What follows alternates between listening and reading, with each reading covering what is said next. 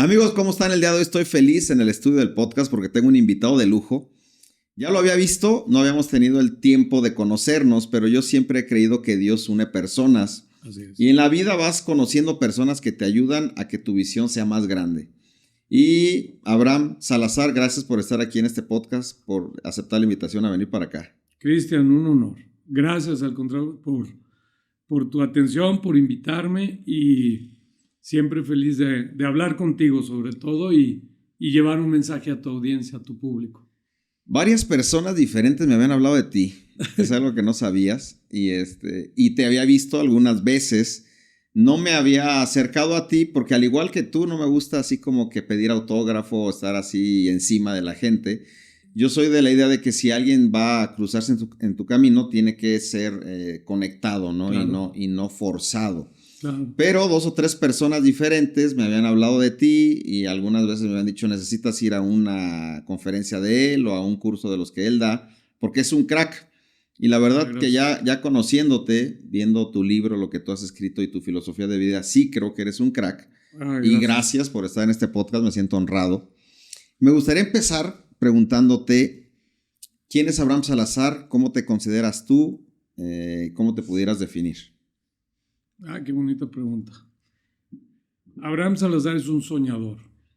Es un humano que ha errado, que ha acertado, que ha tomado decisiones, buenas o malas, pero más buenas que malas. Y el camino te lleva, te marca y te enseña que si tu pasión y tu talento es para estar ahí y seguir, lo sigas. Y entonces yo creo que todas las decisiones que he tomado son buenas porque hoy estoy aquí. Sí, me hoy encanta. estoy aquí y tengo la oportunidad de compartir un mensaje y bueno, que me abran un micrófono, que me invites, que me permitas haberme conocido, escuchado en alguna plática o conferencia y hayas visto el impacto positivo en la gente, en la motivación, en que la gente diga yo quiero hacer algo y bueno, Abraham, muchos me dicen que soy un agente de cambio, pero yo creo, Chris, que soy un agente de caos. O sea, genero caos en la cabeza, llego con ideas creativas, con un si puedes y por qué no te arriesgas y por qué no te adelantas o qué estás esperando. Y entonces yo a veces pues genero caos, amigos, no te puedo decir, yo quiero que le vaya bien a todos y bueno, en pocas palabras, esto soy yo. Generas caos en la mente de las personas porque los haces pensar mal, ¿no? Así es. Y los haces salir de su caja.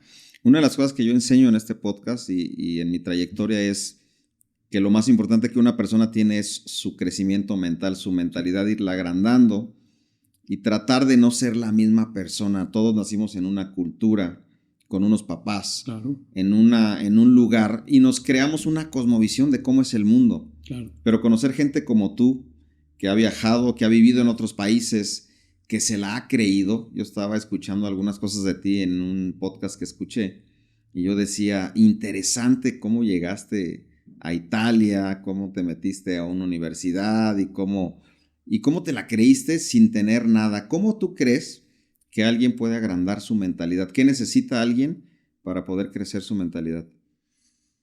Primero tiene que tener visión. Saber qué quiere, a dónde va. Eso es vital porque cuando tú te visualizas en algún punto, cuando tú dices yo puedo estar ahí, yo quiero estar ahí, entonces conviertes tu actuar diario en tu pasión. Entonces te marcas que el día de hoy es importante para llegar ahí. Y eso te empieza a dar una motivación, una felicidad, te empieza a cambiar y te empiezas a enfocar sobre todo. Yo hoy veo al mundo con la mente en el celular que está en otro lado y su cuerpo en otro lugar, ¿no? Entonces eso no coincide. Y entonces cuando los haces coincidir a tu mente, a tu cuerpo y a tu corazón, olvídate, esto es magia. Entonces puedes lograr lo que tú quieres, puedes ir caminando y el universo se encarga de sus buenos soldados y te empieza a traer gente poco a poco a que tú vayas haciendo pasos más adelantados. No hay suerte, es trabajo constante. Yo les digo a las empresas, es innovación constante, ¿no? Pues sí, pero eso es personal. Tú eres tu propia empresa, tú eres alguien que marca tu camino. Yo no estoy compitiendo contra ti, yo compito contra mí mismo. Claro. Y eso es lo que debe de hacer la gente. Entonces, cuando tú te das cuenta qué tan grande o qué tan chiquito es el reto, pues es cuando tú te vas a definir. El éxito lo defino yo. Yo me veo o no feliz y esos son los logros que yo he hecho. En el libro a veces les digo, pues vean el punto 2, ¿no? O sea, tu capacidad de sorpresa, decir, wow. Y eso es cuando tu corazón te empieza a vibrar y empiezas a ver que tu camino se va acercando.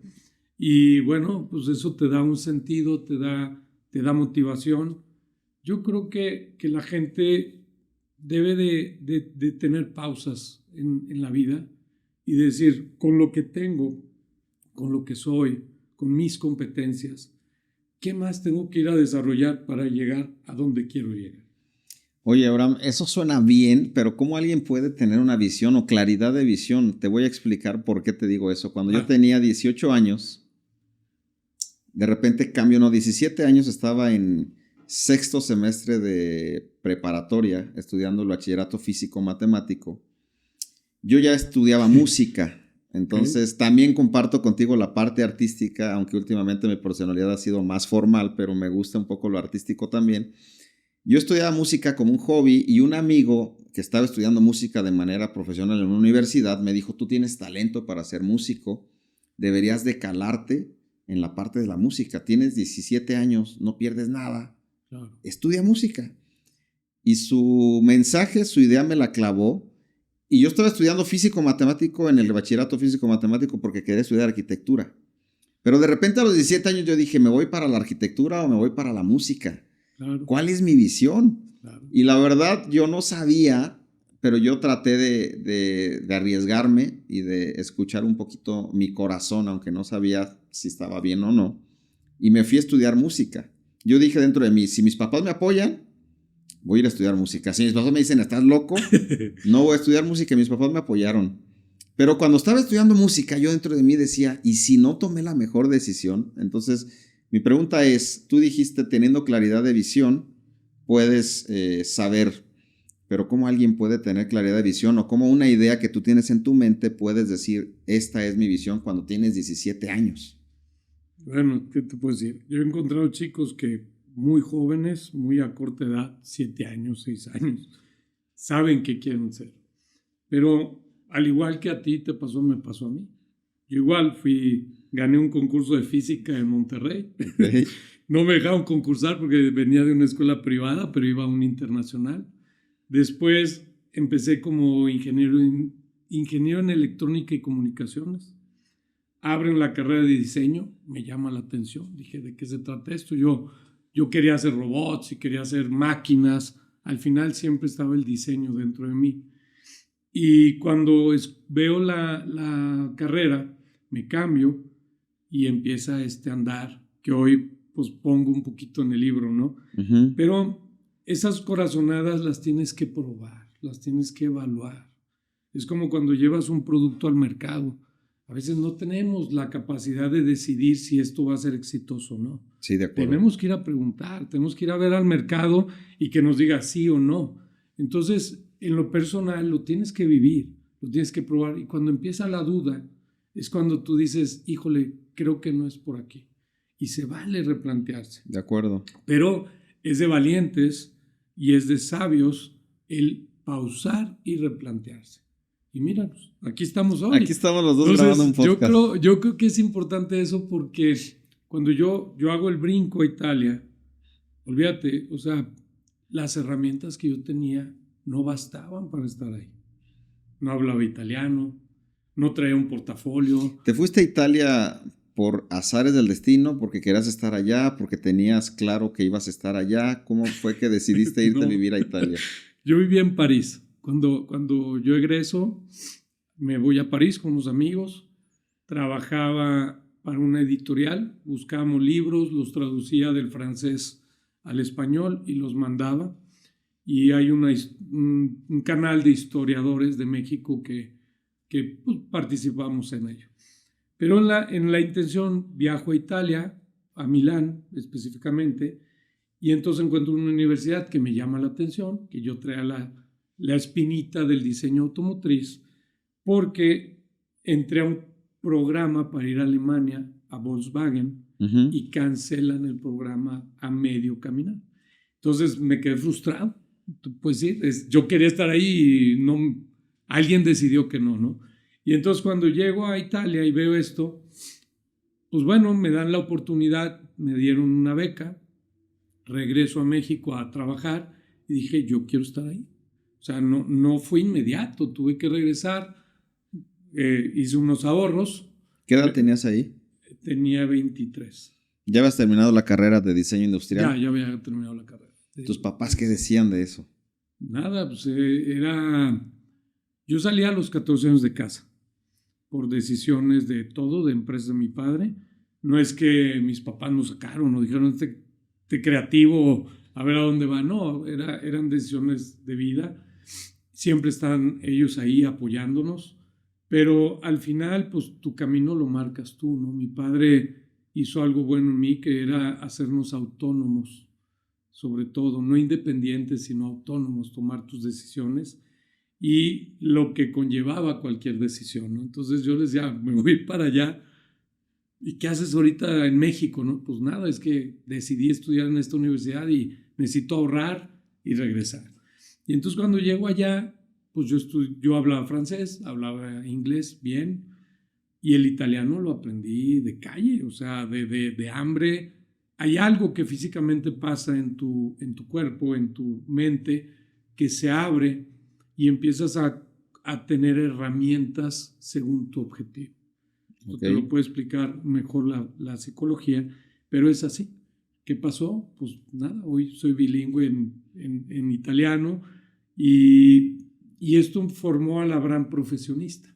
Yo al final dije, quiero estar aquí, me la creo y voy a hacer todo lo posible, todo lo que se dé para estar aquí. Y eso me abrió una brecha, empecé a conocer gente, me empecé a ver las fortalezas que yo tenía, las debilidades, entendía de dónde venía, empecé a amar mi cultura, empecé a ver que esto me daba una identidad diferente a los que están todos ahí, porque al final todos eran italianos o venían de otras universidades o de otros países, pero compartían muchas cosas que yo no. Y el mexicano siempre caía bien. Siempre era muy aceptado el mexicano. Era muy aceptado, era empático, pensaban en mí, pensaban en tequila, no sé por qué, pero yo no tengo ninguna marca de ello. Pero al final lo que representa nuestra cultura es alegría, es gente cálida, es gente humana. Y entonces esto me permitió a mí empezar a ser empático, a tener inteligencia emocional, ver los problemas de otros y generar comunidad. O sea, yo buscaba pertenecer.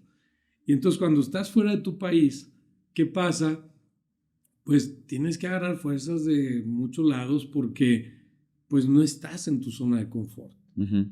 No está mamá y papá que te chequean, ¿no? No están tus amigos, no está tu misma cama, no está pues nada que no lo haya vivido desde los 14 años. Pero cuando cambias de cultura, cuando ves otras religiones, cuando ves otro tipo de contexto, pues empiezas a decir, oye, espérame, esto no es como lo que yo estoy acostumbrado. Te adaptas y vives de una manera en la que pues el cotidiano se vuelve algo mágico porque pues dices, qué padre aquí, ¿no? O sea, es primer mundo, todo funciona, la gente al final es cálida, pero tú te tienes que atrever a hablarles, tú te tienes que acercar y olvídate, encontré ángeles, puedes llamarlo así, en el camino, porque todos veían a un chico que al final pues era indefenso, ¿no? O sea, no venía a atacar a nadie. Después regreso como profesor, venía como catedrático del TEC de Monterrey, regreso y era un maestro, que allá ser maestro pues es realmente un valorado, es un nivel de entendimiento y de respeto, y me permiten ser maestro en 5 universidades en Italia. Y entonces, cada que yo regresaba, para mí era un logro diferente, ¿no? Regreso después como empresario, apoyamos una empresa italiana de renombre en la parte de luminarias a que relanzara su producto, se rescatara porque estaba en la quiebra, y llevé a empresarios a comprar una empresa. O sea, cada que regresaba para mí era una emoción diferente. Era regresar, pararme en el mismo sitio y decir, hoy vengo en condiciones diferentes, ¿no? A ver, vamos a hacer una pausa aquí porque está muy bueno lo que estoy aprendiendo contigo. Cuando eras niño, ¿qué querías ser tú? ¿Dónde te visualizabas invirtiendo tu tiempo haciendo qué? Yo quería ser un gordito feliz. A mí me encantaba, a mí me encantaba comer. No, mi madre cocina muy rico. Y no, fíjate que los talentos de la gente hay que desarrollarlos. Mi madre era educadora de preescolar. Uh-huh. Y entonces veía en mí que yo dibujaba. Okay. Y entonces me decía, a ver, ¿qué viste hoy? Y entonces me sentaba y me prestaba una hoja y un lápiz. Y entonces yo le dibujaba el escenario que había visto. Y para mí era más fácil que todos entendieran lo que yo vi, lo que viví, lo que me hizo sentir ese momento a través de un dibujo. Y entonces ese talento lo fui desarrollando hasta que, bueno, hoy puedo dibujar de la manera que sea en varias técnicas. Pero eso fue para mí, ¿no? Es como un futbolista, pues ponlo a tirar balones y a meter goles, ¿no? Es exactamente lo mismo que a mí me pasó. Y esto para mí era una ventaja con mucha gente, porque cualquier idea que me venía a la cabeza en una servilleta le podía hacer una imagen y decir, eso es lo que yo quiero, ¿no? Okay, eso es. okay. Y era una manera en la que también me podía comunicar. Mi nombre también, dentro de todo, me ha abierto llaves. Uh-huh. Muy chistoso porque hablas de la cuna, ¿no? Tu nombre te da tu personalidad, te da tu identidad. Sí, te da identidad, sí. Yo aquí, Abraham, pues bueno, Abraham, ¿no? Está bien. Pero cuando vas a otras religiones, cuando vas a otros países y ves que ese nombre es fuertísimo, es poderoso. Tenía un amigo que era un príncipe, y no podía ni decir mi nombre, imagínate, ¿no? O sea, lo que pensaba y no lo que es valorado, decir. ¿no? Okay. Y entonces iba con otras culturas y me decían Ivo, otros me decían Ibrahim, era entenderte a ti, ese poder decir, este soy yo. Y esto puedo ir generando en donde me pongan. Entonces esa seguridad pues fue de cuna. Yo se la agradezco a mis padres, te digo, mi madre vio en mí un talento, mi padre me dio toda esta seguridad de ser autónomo y bueno, pues solamente era encontrar en dónde quería yo estar, ¿no? Y gracias a esta, creo yo, también educación que tuve, multicultural, de entendimiento, pues para mí no había fronteras, yo veo un mundo global, uh-huh. Yo veo un mundo donde veo comercio y veo productos que vienen de tantos lados que digo, ¿y por qué no hay más México en el mundo? ¿No? O sea, ¿por qué no exportamos más talento y no la creemos? Y eso es lo que yo he tratado de promover con los talleres o las pláticas que doy. Me encanta lo que dices. Una de las cosas que yo también tengo es que soy arquitecto y me comunico muchas veces a través del dibujo a la hora de hacer un boceto y de decirle a la gente, es que lo que yo veo, tú no lo ves, pero mira, lo que estoy pensando es esto, ¿no? Claro. Con algún trabajador o con alguna persona. Y veo lo que tú dices de comunicar a través del dibujo, pero creérsela de poder hacer algo grande como lo que tú has hecho, ¿crees que fue por azar del destino? ¿Ya lo habías visualizado desde antes? Tú ya decías, yo voy a ser catedrático en Italia y voy a dar clases allá. ¿En algún momento lo pensaste o el destino te fue llevando a estar ahí y a decir, lo puedo hacer?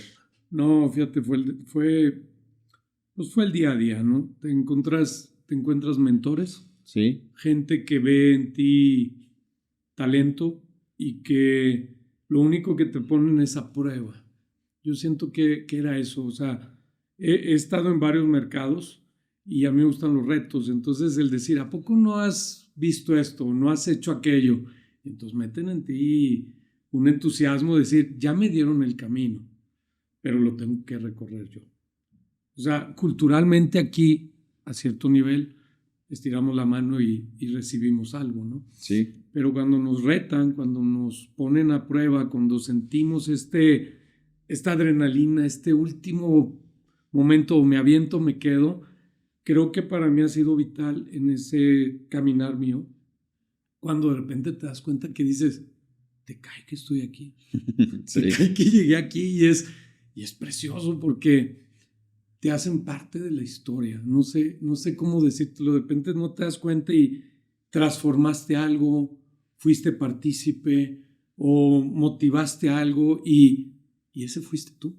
Entonces ese agente que llegó formado, caminando, incansable, pues bueno, en algún momento impacto, genero una trascendencia y después digo, ¿qué sigue? Pues al próximo, ¿no? Y a lo que va. Y entonces esto me ha ido formando, entonces puedo hoy tener la capacidad de, amigo, poder estar hoy contigo platicando, ¿no? He escuchado mucho, he aprendido mucho, he callado mucho por aprender, por escuchar gente mejor que yo. Y hoy no es que yo sea mejor, sino ese mensaje que yo recibí, cómo lo traduje y cómo podérselo compartir a los demás. Hablabas del salir de la caja. Para mí la caja es quién soy yo, primero. Yo escucho al mundo, empiezan a haber emisiones de mensajes, empiezo a entender las cosas, pero ¿cómo las traduzco yo? Esta caja, ¿cómo codifica ese mensaje y después cómo lo avienta? Eso para mí es el decir, sal de la caja. Lo que pasa es, tu capacidad creativa te ayuda a encontrar soluciones a los problemas. Entonces, esta caja está diseñada para ser creativo. Esta caja está diseñada para generar conceptos, para que algo que tú traes, yo lo empiezo a traducir y de repente te digo, oye, a lo mejor por este lado, evalúalo, ¿no? Sí, claro. O platícalo, o con ese dibujito como hacemos, pues yo creo que a veces el entendimiento, pues puedes darles el camino a la gente como me lo dieron a mí. Me encanta y creo totalmente lo que dices. Cuando estaba estudiándote para hacerte esta entrevista, me acordé de este señor que se llama Anzo Pérez, el autor de este libro que es La inteligencia del éxito. Hace unos 4 o 5 años atrás lo leí. Y es un crack, es una persona con una mente brillante, habla 8 idiomas. Y en su libro cuenta una historia donde está en una reunión de mentes brillantes del mundo.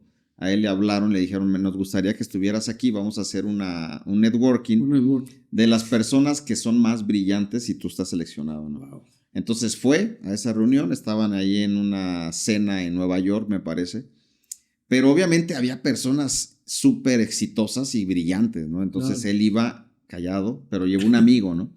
Y están en una plática varias personas y de repente uno empieza a alardear y dice, yo soy fregón y he hecho esto y hablo 6 idiomas y todo. Y empezó a caer mal porque estaba hablando de él y no estaba escuchando a nadie. Y estaba diciendo, soy fregón, por eso me invitaron aquí, ¿no? Pero su amigo sabía que él hablaba 8 idiomas y el otro estaba alardeando que hablaba 6. Entonces le dice él, cállale la boca, ¿no? Le da un codazo y le dice, cállale la boca y dile que tú hablas 8. Latino, ¿verdad? Sí, es español. Es español. Bueno, pues sí. Y dice él, no, ¿cómo crees? Yo puedo decir que hablo 8, pero ¿qué tal si el lado de mí habla 12? Entonces, mejor me quedo callado. Y creo que es interesante conocer gente que habla varios idiomas, que ha dado pláticas y ha trabajado en empresas o en otros lugares con otro idioma. A mí me encanta viajar, me encanta ver la vida desde otra perspectiva. Hace 2 años fui a Tailandia y ver los templos, la gente, la religión, la comida, me apasiona ver todo eso. Porque trato de ver la vida desde otra perspectiva, una cosmovisión diferente. Claro. Vivir en Italia, vivir en París, estar en Inglaterra y todo eso, pero no nada más vivir, sino comerte la cultura te hace ser otra persona. Sí, ¿Cómo puede ser que estuviste en una universidad en Milán y entraste ahí? Platícanos esa historia. Claro, no, hombre, es bien bonito porque el idioma es una herramienta poderosísima, porque te da el entendimiento de su cultura, primero. Si hablas modismos, y no hablo de groserías, porque es lo primero que siempre aprenden los extranjeros, sino cuando hablas un modismo y todo, eres parte de ellos. O sea, te aceptan de manera inmediata. Había una historia que decía en Nápoles, cuando llegas a Nápoles, lloras 2 veces. Cuando llegas, porque dices, Wow. ¿Qué hice aquí? No, o sea, ¿qué hice mal para llegar a Nápoles, no? Pero la gente es tan linda, es tan cálida, es tan familiar como lo somos acá, que cuando te tienes que ir, vuelves a llorar, porque no te quieres ir de ahí. Y para mí Italia, pues bueno, fue como te decía, algo fortuito. Llego yo a una entrevista cuando estaba buscando un departamento en Milán, porque íbamos a ir varios a vivir. Llego a una entrevista de una universidad, porque veo que estaba ligada a la empresa matriz de Italia, de la universidad, que es Fiat. Y entonces, estando en la sala de espera, veo una señora, empiezo a platicar con ella y resulta, te digo que el universo cuida a sus soldados, era la dueña de la universidad y me regala una beca del 50% para estudiar ahí. Aún después de la entrevista y toda la emoción que tuve, pues no tenía la economía para estar ahí. Entonces tuve que regresar a México y le dije, guárdame mi beca un año. Y entonces regresé y me pude inscribir. Y yo creo que ese gap de año fue lo mejor, porque el primer día que conocí la universidad y todo, conozco a Gino Finizio, que es mi mentor, en paz descanse, pero ese señor me abrió la puerta a todo Italia, a todo Milán. O sea, el señor era un director de 3M, ministro de innovación en Italia, gente que ha trabajado con los grandes arquitectos, que si te los empiezo a mencionar, nos vamos a emocionar y el podcast se va a más tiempo. Okay. Pero era un tipo que tenía un despacho muy importante en Italia.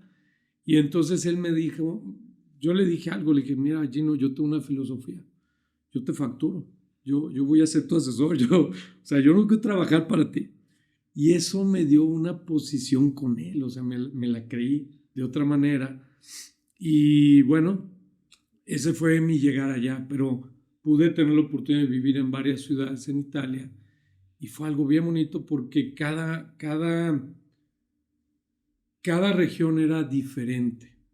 Llegué a adaptarme a tal grado que pude hablar napolitano, que pude hablar con los toscanos, su idioma, sus dialectos, y te empiezas a envolver en la cultura, que al final tú dices, Dios se equivocó, porque no me tiró aquí, ¿no? O sea, yo quiero estar aquí, me gustaba la mozzarella y todo, pero bueno, yo aportaba también algo a ellos, ¿no? O sea, no era alguien que siempre era intrigante el decir, ¿por qué, Abraham? A ver, platícanos de México, porque lo que conocemos, pues, o son las novelas, o son las películas, o son, pues vaya, el poder tener de viva voz y hablarles en su idioma y que lo entendieran y que todo, olvídate, me daba una competencia sobre ellos muy grande.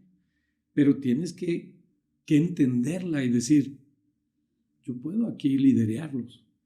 Y ya cuando pude desarrollar un vehículo allá, bueno, 2, pues yo podía escoger a mi grupo de trabajo, a mi equipo, y pude traer grandes personalidades a trabajar conmigo. Y esto era... En el diseño de un auto. En el diseño de un auto. Wow. Entonces era muy bonito, porque pues eran ejercicios que Fiat hacía, encontraban al líder, al head design, eso era yo.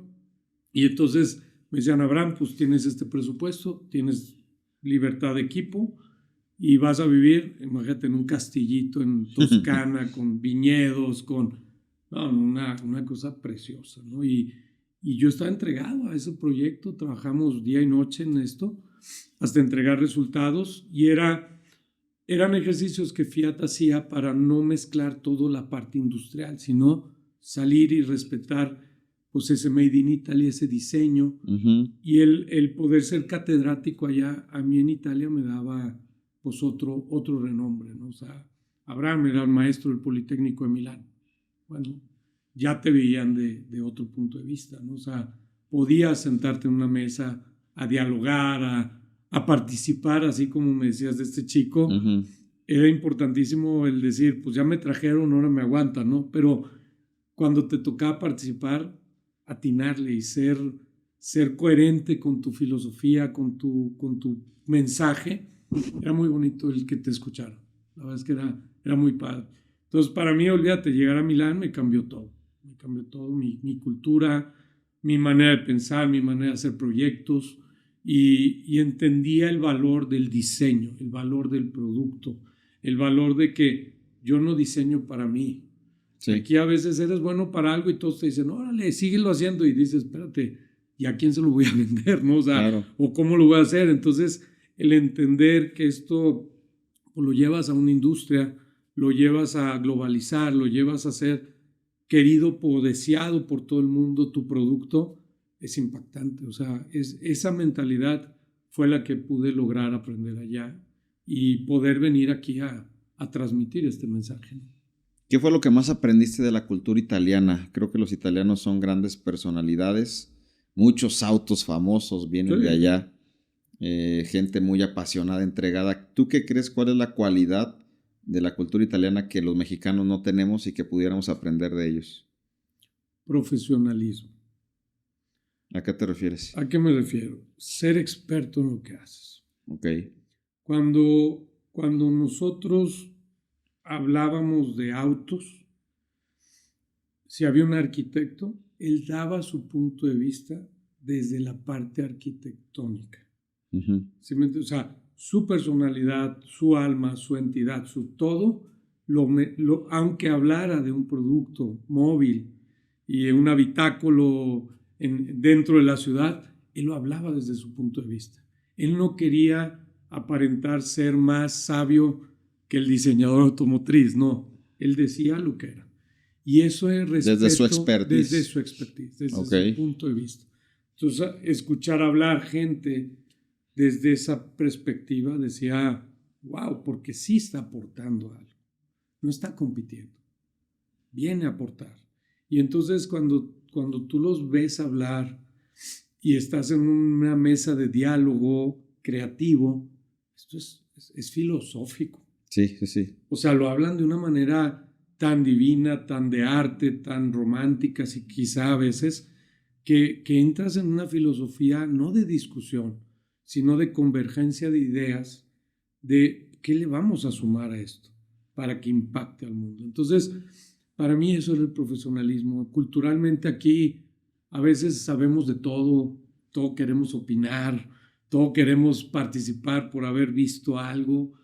Y no, yo creo que tenemos que ser más mesurados en ciertas cosas y nuevamente hablar cuando nos presten un micrófono porque pues hay algo que decir, ¿no? Me encanta. Y la creatividad, te escuché también hablar de la creatividad. Yo creo que los mexicanos nos definimos un poco creativos o por nuestra cultura.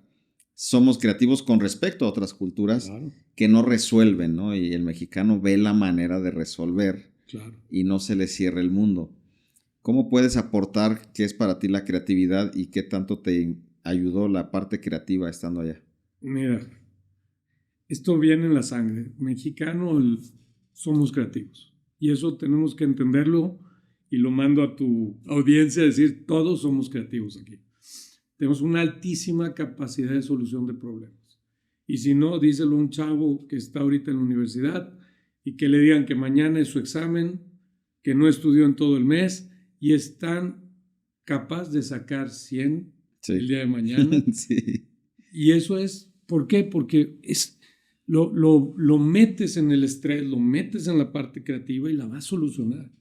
El tema es que nosotros, me lo decían en Disney cuando estuve, o sea, perdón la palabra, pero a veces somos flojos, ¿no? O sea, decimos, sí, mañana y lo resolveremos y todo. Pero cuando llega la situación de es para mañana, de esta tensión, de esto todo, vamos a solucionarlo. Uh-huh. Que esa solución sea temporal, en ocasiones pasa, ¿no? Sí. ¿Qué hacemos con un alambrito, con algo claro. Y ya quedó? No, ese es a lo que me refiero con el profesionalismo. Si tú ya sabes que eres creativo, si tú ya sabes que esto lo puedes solucionar, llévalo un segundo paso. Profesionalízate, investiga más. Sé el mejor en ello. Cuando me toca dar talleres o consultorías y amablemente me invitan a participar, yo le digo, imagínate, Cristian, si yo tuviera a alguien fuera de ti que hacer lo mismo que tu empresa, yo te contrato, porque el experto eres tú, no soy yo. Uh-huh. ¿Sí me entiendo, Entonces, sí. ahí es donde yo diría, ya te la crees. Tu empresa te necesita. Tu empresa lo que necesita es que planees, es que nosotros visualicemos a dónde vamos. No es que resuelvas de inmediato, no es que seas altamente creativo para salvar el mes y luego el siguiente mes y luego el siguiente mes. Claro, y estás tapando un hoyo. Y entonces yo les digo, ¿cómo van? No, sí salimos este año. Y dices, no, tenemos que creérnosla en esta planeación, en esta visualización, porque vamos a solucionarlo de una u otra manera siempre. Lo platicamos ahorita antes del podcast, ¿no? Y bueno, hay días que pasan cosas y qué bueno que tenemos esa capacidad de creatividad para resolución de problemas. Pero el creativo no es que me vean a mí con el pelo largo y no, eso lo tenemos todos. Solo es cómo lo llevamos a profesionalizarnos, cómo lo llevamos a este temple, a esta calma de realmente hacerlo para que perdure estas soluciones. No que sacamos 10 y ya está. No, ¿a dónde te lleva ese 10? Sí. Aquí somos de calificaciones y en la vida es así. Todos te vamos a poner 10, aplaudirte. No es así la vida real. Entonces, creo yo que, me lo decían, te digo, en varios lados, y se nota cuando alguien es creativo en el sentido de que soluciona problemas. No es el que hace los colores más bonitos no, es sobre ello que va la creatividad. Y ahí es donde hay métodos, que este método lo decía, es siéntate a pensar y vas a ver que vas a encontrar una solución. Pero si estás en el día a día, difícilmente tienes esa calma, ese temple, y vas a salvar el momento. Llévala más, esa creatividad. Me encanta, y eso creo que los mexicanos hacemos de todo un chiste, de la tragedia la convertimos en parodia y la gente se está riendo. Y la manera en la que vemos la vida nos ayuda a ser como un poco más felices. He escuchado estadísticas de gente que dice los mexicanos tienen un alto nivel de felicidad. Si entrevistas a 100 mexicanos, el 90% te dicen soy feliz aunque no tenga para comer mañana, ¿no? Claro. Y veo la manera de solucionar las cosas, otras culturas no. Pero mucho que aprenderles, por ejemplo, los japoneses, la disciplina. Claro. Yo viví durante 6 meses en un departamento con un alemán, mi amigo Carl, y él decía, los mexicanos están loquísimos porque están destiempados. Los mexicanos pueden hacer varias cosas al mismo tiempo, pero no hacen nada bien, o sea, no se enfocan en hacer algo y no entiendo eso. Explíquenme por qué. Cristian, dijiste que ibas a estudiar, pero prendes la tele, o sea, ¿por qué prendes la tele? ¿Por qué pones palomitas aquí al lado y dices que vas a estudiar? Eso no es estudiar. Tú estás haciendo 1000 cosas, ¿no? Y yo lo trataba de ver desde su punto de vista. Yo lo veía estudiar a él, se iba a encerrar a la biblioteca, se ponía unas orejeras y durante 20 o 30 minutos estudiaba y salía al mundo a hacer otra actividad, ¿no? Uh-huh. Pero él decía, me gusta cómo ven los mexicanos la vida, me gusta cómo se ríen, cómo ven. Él vivió por 6 meses con 4 mexicanos, entonces se puso en la cultura mexicana y nosotros aprendimos de él. Pero yo también tenía muchas cosas que aprender de él y yo le decía, Carl, ¿por qué piensas así? Decía, mi papá era militar. Nosotros en Alemania venimos de una educación militar. Yo no me podía equivocar y yo tengo que ser así, o sea, muy disciplinado, muy cuadrado. Y ustedes son unos locos, ¿no? Pero mucho que aprender. ¿Y cuántas cosas has aprendido de todas las culturas en donde has estado, me imagino? Pero eso es lo que te forma, porque dices, a ver, reírnos es divino, claro. es lo que tenemos que hacer. Yo admiro a la gente que carcajea, por ejemplo, ¿no? Que su sonrisa es tan grande que emociona a los demás. Pero también en tu caminar es donde empiezas a obtener estas competencias, de decir, a ver, yo puedo ponerme esos audífonos y concentrarme 8 horas y todo. No lo sé, pero pruébate. Y decir, ok, cuando necesite estar concentrado, puedo hacer ese ejercicio que vi de esa persona. Y luego entonces empiezas a ver al italiano, y entonces ves al español, y entonces ves al francés, y dices del francés su comida, y del otro esto, y entonces empiezas a adaptarte y empiezas a formarte. Y ese carácter, que ya lo tienes dentro y todo, pero que al final empiezas a decir, esta es mi manera, con esto sí puedo. Y aceptar lo que tú puedes participar y lo que puedes absorber. Eso yo creo que es lo que más me formó. Y te platicaba, por ejemplo, a mí los idiomas, yo los veo con perspectiva personal, ¿no? A mí el español me dio mi identidad, es mi lengua madre.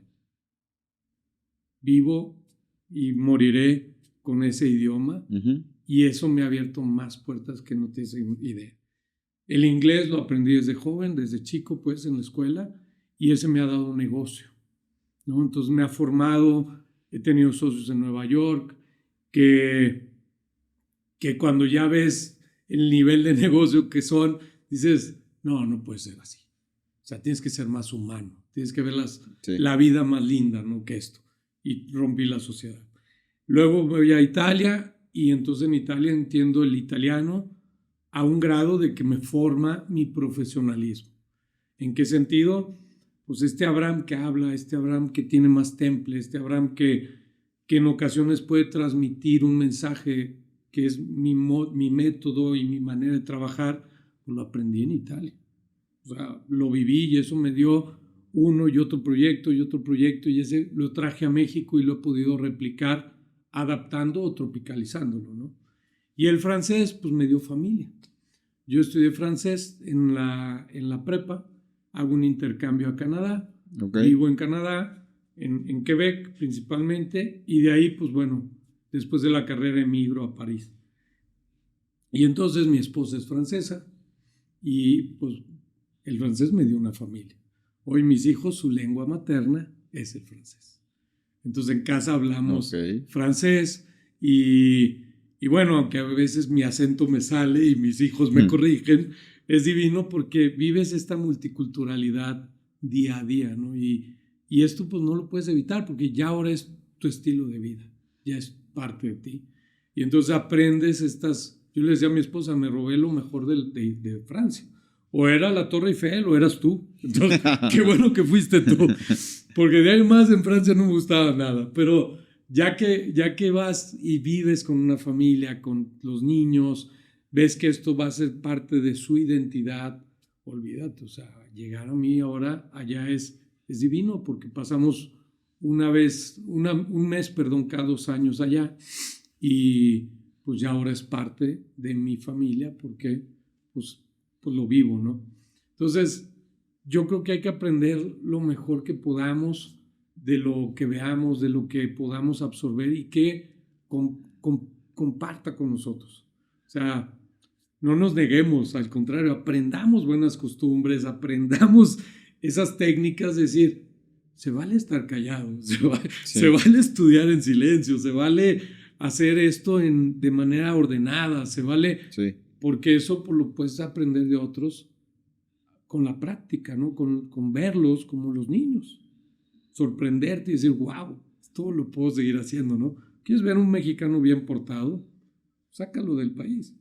Y va a respetar los semáforos, y va a caminar por el cruce peatonal, y va... Ya cuando viva ahí, pues ya va a cruzar en media calle, ¿no? Pero cuando va... Híjole, o sea, lo sabemos hacer. Sí. Yo peleo con la impuntualidad aquí en México y me escuchaste en la conferencia. Sí. Y siempre critico y digo, ¿pero por qué? ¿Por qué es aceptado llegar tarde? ¿Por qué si decimos que una cita es a tal hora, por qué no lo cumplimos? Porque aquí tengo que decir, te invito a las 10 para que llegues a las 10:30 y a las 11 empezamos. Y a las 11 hay 4 personas. Y a las 11 hay 4. Y dices, sí. ¿por qué? Está en mí cambiar. Sí, de acuerdo. Está en mí cambiar. Y entonces la gente cuando me invita o cuando sabe que yo los invito, son puntuales. Y no es que yo los amenacé, no, nada, es que esa es tu filosofía. Y entonces vas a empezar a compartir con gente que va a respetar eso porque piensan igual. Sí. Y entonces por fin alguien que piensa igual que yo. Y entonces empiezas poco a poco a hacer esa comunidad, esa sinergia. Y bueno, pues te encuentras con gente como me encontré contigo. Gracias. Hace unos días, no sé, una semana atrás, vi con mis hijos una película que yo pensé que habían visto alguna vez, pero nunca la habían visto, Volver al Futuro, que fue de mis películas favoritas cuando yo era niño. Y yo estaba emocionando a mi hijo y le decía, imagínate el creador de esa película que podía pensar en el futuro. Claro. Y escuché en tu podcast que te entrevistaron que en el 2011 estaban planeando en Ferrari el auto 2025. Estaban haciendo como un concurso. ¿Cómo está ese asunto? ¿Y cómo es que alguien puede en el 2011 pensar en el 2025 y estar visualizando el futuro desde 14 años atrás? Eso es interesantísimo porque me hace recordar buenos momentos. En 2011, en esta marca, en esta empresa, cambian al director de diseño. Y yo había conocido a Flavio en un caminar, él trabajaba en el grupo de Volkswagen. Uh-huh. Y entonces cuando entra acá, le pido una cita. Llego a Italia y le presento un proyecto. Y me dice, eso no lo puede hacer Ferrari. ¿Qué proyecto? Era un proyecto que presenté. Okay. Entonces me dice... ¿De un auto? No, era un proyecto de cómo impactar con Ferrari a nivel mundial. Okay. Pero en un auto. Obviamente era diseñar un auto. Y me dice, Abraham, eso no lo podemos hacer. Pero me suelta esta pregunta de cómo sería el Ferrari 2025. Creo que fueron mis mejores 2 minutos o 1 minuto. No sé cuánto duró. Para mí fue eterno el callar. Pensar y decirle, dame una semana para darte esa respuesta. Regreso a Italia, a Milán, con amigos. Ahí pido asilo un rato porque pues yo iba a la reunión y sentí que iba... ¿En dónde conociste a Flavio? ¿Dónde estabas? Flavio estaba en Alemania y lo conocí en Volkswagen cuando estaba en Alemania. Pero cuando ya llega a Maranello, pues pido una cita con él. Y entonces a la semana regreso y le digo, Flavio, ahora sí, te voy a presentar algo. Y le digo, Flavio, yo no voy a diseñar el Ferrari 2025, humildemente. Estaba en su oficina, de manera muy confidencial. Él ya tenía un vehículo ahí, que era su primer Ferrari, que se llama La Ferrari. Imagínate su oficina, tener su coche ahí, su escritorio, o sea, wow, yo volaba, ¿no? De ver ese escenario. Sí. Y le digo, mira, vengo de la parte educativa. Ahí es donde entra todo un Abraham, ¿ok? De todas las caminares que había hecho en ese momento hasta llegar ahí. Y le dije, mira, yo vengo de la parte educativa, ya sé qué voy a hacer. Quiero hacer un concurso a nivel internacional y vamos a encontrar el que lo va a diseñar. Yo te lo voy a encontrar en 38 países. Seguramente ya nació, seguramente nos va a ayudar. Y entonces dice, eso sí lo puede hacer Ferrari. Y obviamente con un respaldo de gente que llevé, porque iba por todas, ¿no? Llevé gente que era asesores de Fiat, o sea, diciendo, este equipo de trabajo te viene a proponer. Y ahí es donde aceptan este proyecto y hacemos un concurso a nivel internacional. De hecho, en México metí al TEC de Monterrey, que en su momento fui director de carrera. Y entonces encontramos a estos chicos con un talento, Cristiano, olvídate, o sea, chicos de 18 años de todo el mundo, en 4 filminas. ¿Cómo los encontraste? O sea, que encontramos a esos chicos, ¿dónde? ¿Qué hicimos? Lo que hicimos fue como un tipo casting de universidades, obviamente el Arcola Center, gente, o sea, universidades. ¿Cómo lanzaron esa comunicación? Diseño. No, directa, pues ya la teníamos a través del Politécnico de Milán, a través de todos los convenios que hay internacionales en Italia son enormes. Y entonces, pues teníamos una cartera, de decir, oigan, hay un concurso, lo emitíamos desde Ferrari, y pues la gente se inscribía, las universidades se inscribían, y los chicos lo que hacían es que en 4 filminas tenían que dar un entendimiento del nuevo mercado que iba a haber para esta época hoy, y con la tecnología que se estaba desarrollando, que era posible, sobre el vehículo. Nunca vi un carro volador, Te lo hablo porque los chicos sí hicieron su investigación. Y entonces esto gana unos coreanos. Impresionante el carro. Lo tenemos ahí en un libro y lo puedes buscar en las redes. Fue muy bonito porque iban a ser 6 ganadores. Resulta que Luca di Montezemolo, que en ese tiempo era el CEO de Ferrari, dice quiero 60.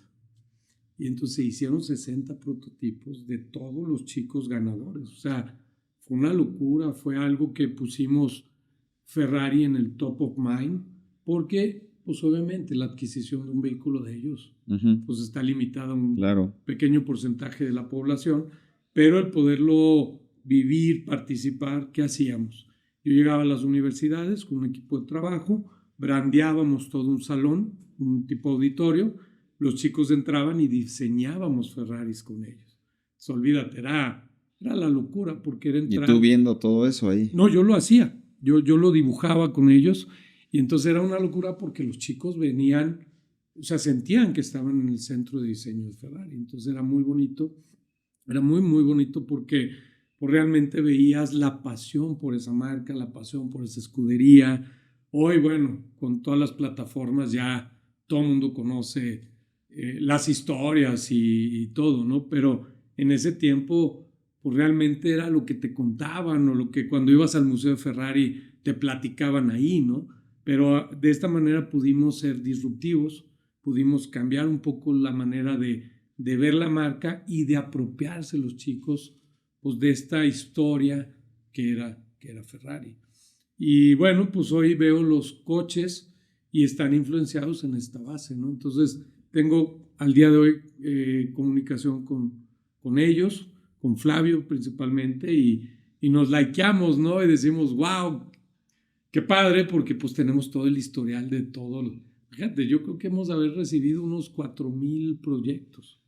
O sea, Ha de haber cosas increíbles ahí. no, una locura. Y de todos niveles, ¿no? O sea, chicos que querían participar sin todas las técnicas, pero que el concepto era poderoso. Y entonces cuando había un buen concepto, pues simplemente necesitaba una mano que pudiera unir líneas, ¿no? Y eso pues ya era una segunda etapa. ¿Qué pasó? Me hiciste recordar algo en la parte de conceptualizar. Yo estudié arquitectura en la Universidad de Guanajuato, pero me fui de intercambio en noveno semestre a Santiago de Chile. Wow.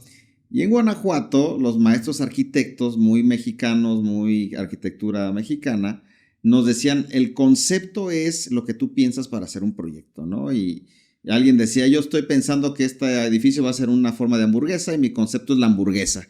Y yo me fui con esa idea a Chile de que eso era el concepto. Entonces me pongo a diseñar y me decía el maestro, ¿cuál es la conceptualización de lo que estás haciendo aquí, no? Entonces yo saqué mis ideas mexicanas y las decía ahí y me decía, maestro, esto nada que ver, esto no es conceptualizar, ¿no? Y recuerdo que yo me empecé a frustrar un poco porque decía, a mí me enseñaron que esto era conceptualizar y aquí me dicen que esto no es conceptualizar. Sí. Y recuerdo que un maestro me decía, tienes que imaginar la arquitectura y tienes que vivir lo que quieres hacer sentir emociones a la gente, ¿no? Y pude entender la arquitectura desde la perspectiva de los chilenos y me encantó eso porque yo empecé a ver otras cosas que no veía acá y que me encantó lo que me enseñaron ahí, ¿no? ¿Cómo ves tú la parte de conceptualizar un auto? Porque vi que decías que un auto tiene como una alma, el diseño de un auto. ¿Qué es para ti eso? ¿Cómo conceptualizar eso y cómo poder transmitirlo a la gente que nos está viendo, escuchando? Fíjate que realmente a eso nos dedicamos. O sea, nosotros cuando el equipo de trabajo en el que yo pertenecía para Fiat, era esta parte de idealistas, esta parte de gente pensante, que trataba de encontrar conceptos nuevos para la gente del futuro. Eso era lo que nos dedicamos. ¿Qué pasaba? Era decir, ¿qué va a pasar en el 2000? En ese tiempo estamos 2011, 2012. ¿Qué va a pasar en el 2018, 19? Y empezabas a conceptualizar con base a las necesidades de la gente. Y el concepto era eso. ¿Qué emociones quieres tú transmitir? ¿Qué experiencias quieres dar en tu producto para que la gente las perciba? Y entonces yo una vez lo cuestioné, así como hoy me lo cuestionas. Y me decían, es que Abraham, nosotros hacemos cosas memorables. Las marcas italianas son recordadas por siempre. ¿Por qué? Porque la gente recuerda cómo las hicieron sentir. Y en ese tiempo, cuando yo estaba allá, el vehículo tenía nostalgia. En ese tiempo, los vehículos, todos los que viste en mi conferencia y fui partícipe, venían de un modelo antiguo o de un modelo anterior. Sí. Y entonces, ¿qué pasaba? Eran los baby boomers que habían vivido ese concepto, ese coche, y que estos chicos de ahora consideraban a los abuelos como wow. Sí. no a los papás. Hay que entender el mercado. Sí, Entonces, había que diseñarle a estos chicos, pero estos carros que muestro es un concepto que se hizo 6, 7 años antes, que ya sabían que iban a necesitar esa nostalgia. Entonces empiezas a ver en todo el mundo un relanzamiento de Mustang, un relanzamiento de vehículos clásicos en que Alfa los estaban Romeo, actualizando. que sí. los estaban actualizando. Entonces era decir, es la misma marca, es el mismo nombre, pero con modelo y tecnología actual. Y eso era lo que los chicos quieren. Hoy ha cambiado el mundo automotriz radicalmente. Nosotros diseñábamos en la parte de investigación, podíamos durar hasta 3, 4 años y poder tener el producto final en 10. Hoy cada 3. Sí. Hoy el asiático que vivía en Italia, que yo tenía compañeros de Asia, olvídate, o sea, estos señores traen otra revolución y otro nivel de negocio. Obviamente. Aparte la vida se aceleró. Ahorita estamos en otro nivel de... Ya cada 3 años tengo que cambiar mi modelo. ¿Por qué lo tienes que cambiar? O sea, bueno, es lo que te impulsa, lo que hace que todo este lenguaje, este diseño nuevo, este avanzar rápidamente, el que se involucran empresas de tecnología, de comunicaciones, de electrónica. Olvídate, o sea, tanto americanos como europeos no supieron por dónde llegó, pero se veía venir. O sea, sí lo sabían, ¿no? Había centros de diseño en Italia, asiáticos, captando todas estas mentes creativas de diseño, y ve los diseños de hoy, son muy bonitos. Sí, de acuerdo. Son muy bonitos y superan en expectativa y están tumbando marcas europeas importantes. Entonces, bueno, el mundo es así, pero lo tienes que entender que lo están estudiando. O sea, ahorita están pensando en qué va a pasar en 6 años. Buenísimo. Y yo creo que la marca Ferrari, ahorita estabas hablando y me hacías pensar algo, nunca lo he hablado ni con expertos de autos. Ajá. Creo que la marca Ferrari para mí, para Cristian, es la marca que más emoción genera a la hora de ver el auto. O sea, si tú te enfrentas con un Ferrari, genera algo en ti que es una emoción como de enamoramiento, no sé, algo interesante que otras marcas no generan. Tú puedes ver un Pagani, te sorprendes, tú puedes ver otro auto y tú dices, wow, qué bonito, pero Ferrari genera emoción así como de encanto, no sé cómo transmitirte eso. ¿No? ¿Qué te puedo decir? Yo pues soy un amante de esa marca y sí, a mí me genera en todos los 5 sentidos emoción, porque el escucharlo, o sea, sí. Vaya, pero yo creo que lo que pasa es que ha mantenido esa identidad, ha mantenido ese ADN que tenía de siempre, y más porque pues al final el participar en las carreras, el participar en otros ambientes, pues lo hace ver altamente exclusivo, altamente, no sé, deseable. Y obviamente también el color te llama. Tiene mucho que ver. Ahorita Flavio se ha atrevido a hacer cosas en amarillo, en verde, y que dices, wow, ¿no? Tú vas a Asia y los ves todos en blanco. Son lenguajes, pero lo otro, en cambio, pues bueno, empieza a ser más democrático, las nuevas marcas, más atemporales, y pues están creando historias, ¿no? O sea, están creando historias. Yo recuerdo una conferencia que di en Chihuahua con Daniel Mastretta, un vehículo mexicano. Daniel, un gran emprendedor, hizo un hypercar mexicano que fue conocido en todo el mundo y recuerdo el impacto que tuvo. O sea, esos impactos, cómo van siguiendo. El Bull, que está en México. Sí. Hay varios. Hay algunos ejercicios que están haciendo algunos amigos que he podido participar ahí con comentarios o alguna asesoría, pero yo creo que hay esa intención donde dices, ya es democrático, yo también lo puedo hacer. ¿Sí me entiendes? Entonces, pero hay una marca, identidad, que es esta, que es Lamborghini, que es, pues bueno, porque también pertenecen a grandes corporativos que pues han mantenido, obviamente, el posicionamiento, el top of mind, el ver carrocerías, es bellísimo, o sea, y lo hacen con una, ¿cómo decirte? O sea, con un toque, con una elegancia, con un todo que es imposible no enamorarte. O sea, aunque no te gusten los coches, verlo es imposible no enamorarte. O sea, lo hacen tan bien que llegan a esa excelencia que bueno, esa es de la que yo hablo, ¿no? O sea, ¿qué pasaría si hoy tu producto o lo que tú haces, la gente lo vea? Pero lo escuchas todo el tiempo. Ese es el Ferrari de quién sabe qué.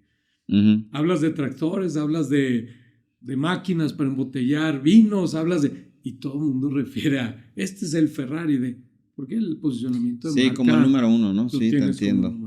No la podemos pasar hablando de carros mucho tiempo, ya que soy un apasionado de los autos igual que tú. Qué bueno. Me sorprendió que me preguntaras cuál era mi auto favorito. ¿Por qué me preguntaste eso? Te tengo una sorpresa. La esperaba al final, pero ya me hiciste la pregunta. Fíjate que estaba en mi oficina, tranquilo, venía de viaje. Sí. Y llego a la oficina y entonces tenía un papel de varios colores. Más bien, había varios colores. Entonces te pregunté cuál era tu coche favorito, porque te traía un regalo, amigo. Muchas gracias. Agradeciendo tu tiempo y todo. Gracias. Pero necesitas abrirlo porque tuve que elegir. ¿Lo abro aquí en este momento? Sí, claro. Ok. Tuve que elegir el color en base a ello. También este producto que hice, ese lo diseñé yo. Ahí para que tengas tus papeles y todo. Buenísimo. Y quería agradecerte que viniste a mi conferencia. Ajá. Pero abre ese sobre. Ahí te agradezco. Gracias por acompañarme, Abraham. Buenísima. Pero abre ahí. Híjole, esto como que me está dando miedo, me está dando nervios esta cosa aquí. A ver. Porque luego tienes un diseñador automotriz frente a ti. Ok. Y entonces buenísimo. Te hice tu ¿Tú coche. ¿Lo dibujaste? Sí, claro. Wow, no, esto ya son palabras mayores. En la parte de atrás te lo dediqué y te sellé para que fuera original. Gracias por la invitación, amigo Cristian. Que sigan los éxitos, Abraham Salazar. Buenísimo. Oye, pero eres un super crack. O sea, esto no cualquiera lo hace. Mis respetos, Abraham. Con mucho cariño. Estaba yo ahí y dije, ¿qué color? Si me dice Ferrari, agarro la hoja roja, sí. Pero me dijiste Porsche, entonces agarraste la hoja azul. Te lo hice en hoja azul. Buenísimo. A ver si lo puedes poner ahí, Carlos, así como que para que todos lo vean. Porque gran regalo, de verdad. Gracias, cariño, muchas gracias, amigo. Bueno, la verdad es que me siento honrado por lo que acabas de hacer. Pues déjalo aquí para aquí que lo dejamos, se vea ahí. Aquí lo dejamos para que esté la gente viéndolo. Esta es una técnica que normalmente se usa en alto nivel, porque pues hacemos rápidamente en el mismo color que va a ser el coche. Okay. Entonces esto se usa con plumón y con pequeños detalles de blanco, con gris, podemos dar la volumetría. Entonces, pues bueno. Me dejas con la boca abierta. Creo que cuando una persona se está enfrentando a una obra de arte, ocurre algo en la mente, donde la mente dice, es real, no es real, y me está pasando eso en este momento. No lo diseñé yo, ese es tu carro favorito y tiene que estar en tu oficina. Gracias, me encanta, muchas gracias. Con mucho cariño. Abraham, he disfrutado mucho este podcast y quiero no cerrar sin preguntarte algunas cosas que para mí son importantes, pero la gente que nos escucha también, para todos los seguidores. Lo que quieras. Acabas de escribir tu libro, lo acabas de lanzar hace poco, me lo regalaste también, estoy honrado por eso y me lo dedicaste. ¿Qué quieres transmitir en ese libro? ¿Por qué escribiste ese libro? Que creo que no lo he leído todo lo que contiene, pero quiero leerlo. Viniste a mi conferencia, así que sí, ahí me lo eché un poquito, pero ¿qué es lo que quieres transmitir ahí? Fíjate que ahí lo que quiero es transmitir un mensaje principalmente de ayuda, pero encontré 10 puntos que lo que quiero es que cuando el lector lo tenga y lo pueda consultar, se acuerde que está haciendo su proyecto de vida. Y entonces son 10 puntos más personales que profesionales que no debe de olvidar, porque eso va a llevar al éxito su proyecto. Él es su propio as, se llaman las 10 as de Abraham Salazar. Y estas 10 principios o fundamentos se basan en 3 puntos. El primero es fundamento, que es ¿cuál es la raíz? ¿Cuál fue tu idea? Diseño es, esa idea, ¿cómo la vas a diseñar? ¿En qué la vas a transformar? ¿Cuál va a ser tu producto, tu servicio? Uh-huh. Y el último, que es estrategia, como soy artista, al final necesitas hacer arte para comercializarlo. ¿Cómo va a ser tu estrategia? ¿Cómo vas a llegar a enamorar? ¿Cómo vas a hacer sentir a las personas? ¿Cómo vas a impactar positivamente a tu audiencia, a tu usuario, a tu cliente, para que esto le mejore su calidad de vida? Entonces, al final, esta cadena, esta bolita de nieve que quiero yo, que es un movimiento, es yo te impacto a ti para que tú vas a impactar a tu mercado. Y eso es un replanteamiento simplemente al sentido común. Es muy sencillo, no es nada teórico ni nada, es simplemente consulta. Y lo hago a través de imágenes. ¿Y por qué un libro? Pues bueno, en la vida hay que hacer un libro. Y ya tengo muchos hijos. Entonces la verdad es que me acuerdo tanto que llega mi hijo de 5 años y me da un libro que dice, cuéntame tu historia, papá. Y entonces me acordé tanto de esto que dije, me voy a sentar a escribir la historia de su papá. Y dije, ¿por qué no la cuento? Desde mi punto de vista, que todo ha sido siempre un caminar profesional, ¿no? El comer. Y entonces decido hacer un MBA en España y mi intención era que mi tesis fuera mi libro. Cambian las reglas y lo hacemos en grupo. Bueno, pues se pospuso un poco más el libro, pero pues bueno, hoy ya salió, es una realidad. Lo hice digital porque también hablo de las empresas sustentables y sobre todo porque pues bueno, los dispositivos los tienes ahí y puedes consultar de manera inmediata, no tienes que andar cargando mi libro para ningún lado. Lo que trato de hacer es personalizarlo, lo dedico a cada persona porque para mí eso es el alma de mi libro hacia ti. Es lo que yo te quiero comentar, es lo que yo te quiero transmitir y que pues también ese respeto por haber hecho una autoría pues lo tengas para ti. Gracias. Y seas celoso de él, ¿no? Entonces, ¿por qué un libro? Pues bueno, porque quiero dejar un mensaje. Mi intención siempre en la vida ha sido trascender y poder impactar en este agente de cambio que soy, el poderte ayudar y recordarte cómo pensaría. Cuando doy un taller o cuando doy una conferencia y después alguien se acerca y me dice, por tu culpa, hoy tengo mi empresa y por tu culpa esto, pues olvídate, se siente bien bonito porque hiciste un cambio positivo en alguien y sin sentirte más, simplemente porque también lo hacen en lo privado y es muy bonito. O sea, el mensaje no te lo exhiben, no te lo exponen, te hablan a ti y saben que los vas a contestar y te dicen, oye, gracias, viví esto contigo y hoy nos atrevimos, hoy estoy haciendo ello. Y bueno, pues cuando pasa eso, olvídate, te da una gasolina, un motor total de seguir haciendo esto, ¿no? Buenísimo. Otra de las cosas que conectamos es que yo tengo un curso que se llama Proyecto de Vida. Ah, qué bien. Y parte de mi visión o de mi llamado, de mi misión de vida es ayudar a la gente a que pueda realizar un proyecto de vida y entender que la vida se tiene que planear, no se tiene que vivir solamente de manera a lo que te va pasando. Y me voy a echar tu libro, créemelo, me voy a echar tu libro porque seguramente va a ayudar. Y algo que quiero recalcar de ti es tu humildad. Yo creo que una virtud o una cualidad de un hombre grande es que nunca pierda la humildad. Gracias. Y tú has hecho muchas cosas, has logrado muchas cosas, pero puedo ver en ti humildad y puedo ver en ti el querer que otras personas sean ayudados por lo que tú puedes hacer, claro, sin tú estar en la tarima recibiendo el aplauso, ¿no? Y eso no está tan fácil. Hace un par de semanas le pregunté a Jorge Serratos, de todos tus amigos que tienes top, que son ya personas de mucha influencia, ¿quién es la persona más congruente que está en tu agenda? Y Jorge lo pensó y me dijo, Arnoldo de la Rocha. Es una persona muy real, es una persona muy capaz, muy inteligente, pero es 100% congruente. Entonces le dije, wow, yo no pensé en él, o sea, sí lo admiro y es un referente, pero este cuate trae en su agenda a todas las personas más importantes de México, ¿no? Claro. Y ahora que él dijo eso, volteó a ver a Arnoldo y digo, realmente la humildad que ese señor tiene, la congruencia, es algo que yo quiero tener y es algo que veo en ti y te lo quiero recalcar. Si solo pudieras dejar un mensaje para que ese mensaje fuera parte de tu legado, ¿qué le dirías a la gente? Pues bueno, ahí me diste en, en el corazón porque el último haces eso.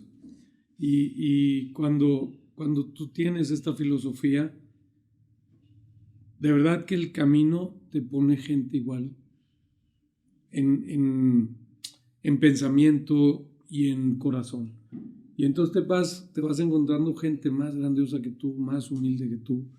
Y pues yo creo que lo que tienes que dejar de mensaje es ese, ¿no? O sea, genera cosas que impacten y trasciendan positivamente en la sociedad. Yo, ¿qué te puedo decir? Mi mayor reto en la vida ha sido ser papá. Y entonces tengo que dejar un buen ejemplo a mis hijos. Y ese ejemplo, pues lo estoy haciendo día a día. Día a día. Y no te queda de otra que ser constante, que ser coherente, que ser alguien que si esto no va contigo y no participas, retírate. Qué bueno que te das cuenta de ello. Pero yo creo que lo que tienes que hacer es arriesgarte, es atreverte. Hoy estoy aquí ante un micrófono contigo y te lo agradezco porque hoy me toca hablar, pero en algún momento estuve solo, lloramos, salí chico de casa y en esas veces te cuestionas, ¿no? ¿Qué decisiones tomé para estar ahí y replantearte la situación, ¿no? Pero cuando confías en ti mismo, cuando realmente te conoces, cuando sabes quién eres y que tú no vienes a la vida a actuar mal para los demás, híjole, te empiezan a abrir otras puertas que te dan sentido a esas lágrimas que algún día sacaste, ¿no? Yo no te hablo de caminar. Para llegar a ese coche dibujé 50,000 Porsche para poder llegar hoy y sentarme ante una hoja y quererte hacer un regalo. Entonces, es constancia, es perseverancia, es creer en ti.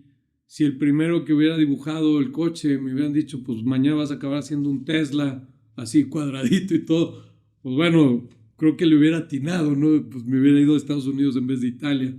Pero realmente, pues es eso, es autoconocernos, vernos al espejo, saber si nos gusta lo que vemos, saber si esta persona que eres te gusta, si esta persona que hace te gusta lo que hace, y entonces empezar a corregirla, ¿no? No esperar que los demás cambien para que tú cambies. Está en ti. Buenísimo. La verdad he disfrutado mucho este podcast. Creo que hay mucho aprendizaje. Es un podcast que se tiene que ver 2 veces porque hay muchas cosas interesantes ahí que se pueden pasar por alto. Y valoro mucho tu tiempo, valoro que te hayas dado el espacio de estar aquí y de poder transmitir con toda la audiencia lo que tú eres, lo que tú haces. Y pues muchas gracias, la verdad.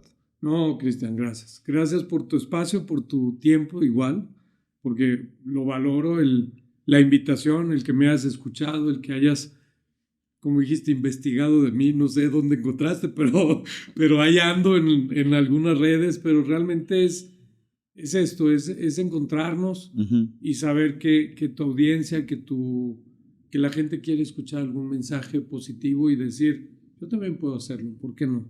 Claro. Y ojalá invites más gente aquí, más escuchas puedan tener este espacio porque vale la pena poder saber quiénes somos las personas que estamos aquí, no solo qué hicimos o qué no hicimos, sino cómo llegamos ahí o por qué lo hicimos. Creo que eso vale mucho la pena para que todo el mundo entienda pues, lo humanos que somos todos y que pues también los errores nos han hecho crecer y nos hacen estar hoy aquí.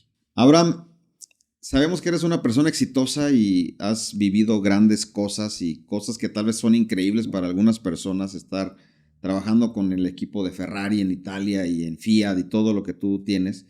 Pero ¿cuál ha sido tu momento más gris en tu vida donde has aprendido a través del dolor, a través de la dificultad, a través de la crisis, una lección de vida? Platícanos. Esa es muy buena pregunta porque siempre hablamos de lo bonito, ¿no? Y del éxito y todo. No, yo creo que he pasado soledad donde pues a veces te hablan idiomas que no entiendes, te encuentras todo y una vez recuerdo, pasé una Navidad solo y me encontraba en una iglesia porque mi formación es católica. Y llegué ahí y me sentía como mi pobre angelito, ¿no? Así como solillo. ¿En qué país estabas? ¿En qué lugar? Estaba en Milán, en el Duomo, en la catedral. Y me dije, ¿qué decisiones tomé para estar aquí solo, no? Si hay un plato de comida en la mesa de mis padres esperándome, ¿por qué estoy aquí? Y me lo cuestioné muchas veces y dije, vale la pena estar aquí, vale la pena para ti esto. A lo mejor tomé una mala decisión de timing, okay. Pude haber ido después, pero al final tenía que estar allá antes, ¿no? Y creí en mí. Dije, tú puedes, esta parte tuya te va a formar. Se vale tirar lágrimas, se vale llorar, se vale enojarte contigo, se vale esta frustración, porque después tiene que venir esta calma, tiene que venir este pensamiento autocrítico, decir sí vale la pena. Sí estoy hablando tu idioma, sí me entienden estos, sí mi pensamiento creativo no me lo entendían en México y acá siento que sí me entienden. Entonces es muy bonito cuando te encuentras en espacio y tiempo, ¿no? Y ahí fue donde decidí seguir. ¿Lloraste? Sí, claro. Y hoy si me preguntas cuál es, digo, no me lo preguntaste, pero lo voy a autopreguntar. ¿Cuál es mi visión de vida? Es eso. Tener una mesa bonita y grande en mi casa y que mis hijos lleguen y quieran ellos venir a pasar ese día conmigo y mi esposa. Y ojalá me traigan a mis nietos y ojalá esta mesa sea grande porque es lo que he vivido en casa y es lo que yo quiero tener. Y ese día, te voy a decir, mi felicidad ha sido completa. Buenísimo, nos vas a hacer llorar aquí a todos. Me hiciste recordar que yo también pasé un cumpleaños solo y a propósito no le dije a nadie de mi entorno que era mi cumpleaños. Yo sabía que mi familia sabía cuál era el día de mi cumpleaños, pero pasó algo interesante que se les olvidó. Nadie me felicitó, todavía no teníamos el Facebook que ahora te recuerda todo. Y yo estaba triste terminando mi cumpleaños porque yo decía, ¿qué sentido tiene la vida si no hay con quien compartir una alegría, no? Y me hiciste recordar ese día, ahorita que estabas hablando. Te la voy a agarrar. Lo que acabas de decir, cuando llegué aquí a saludarte, me dijiste, Abraham, coincidimos en tantas cosas, hoy le diste en el clavo. Yo cumplo en julio, vacaciones, olvídate, nadie se acordaba ni de mi cumpleaños. Pero en ese sentido, tenemos que aprender a recibir. Somos gente que da y da y da. Y nos escudamos y a veces nos protegemos en ese caparazón. Yo encontré a mi esposa hoy que me enseñó a recibir. Y no sabes qué bonito se siente.